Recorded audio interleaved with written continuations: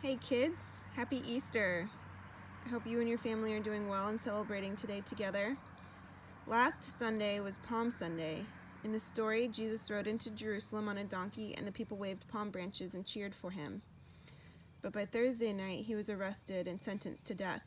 He was beaten up and nailed to a cross, and he died on Friday. His body was placed in a tomb, and 3 days later, which was on Sunday, he rose from his grave. Let me read you the story. It's from Matthew 28, 1 through 10, and John 20, 1 through 18. Sunday morning. The sun peeked over the trees. The sky was filled with pink and orange light. As soon as Mary Magdalene and her friends woke up, they remembered what had happened 2 days before. Jesus died on a cross.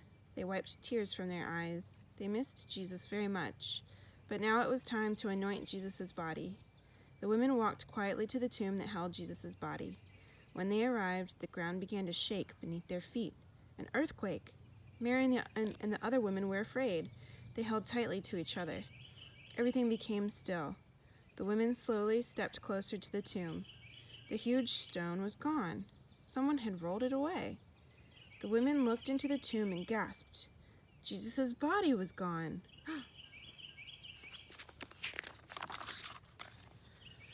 The women blinked their eyes. Who's that? An angel, dressed in dazzling white.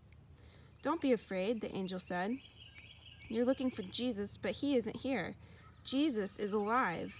Go and tell his disciples. Jesus is risen. Could it be true? The women wondered. Mary and her friends rushed to tell the other disciples. Suddenly, Jesus appeared. Greetings, he said. The women reached out to touch him. Jesus, it's you, Mary exclaimed. Her friends jumped and clapped their hands. Jesus smiled at them. Go and tell my disciples, I'm alive. The women raced down the road to share the good news. Jesus is risen.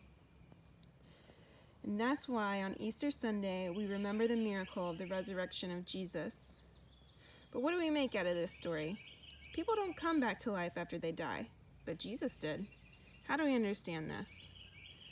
There are 3 things that I think we should focus on today about this story. The first thing is this, that our faith is a journey.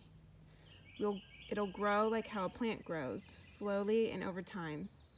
We can't understand everything there is to know right now, but if we love God, we will grow in spirit, because God loves each of us so, so much. The second thing to think about today is the suffering of Jesus on the cross. Unfortunately, the world is not always good. As humans, we're almost guaranteed that we'll feel every emotion that's possible. Love, joy, laughter, and also grief, heartbreak, and anger. After Jesus was arrested, he was beaten up and nailed to the cross.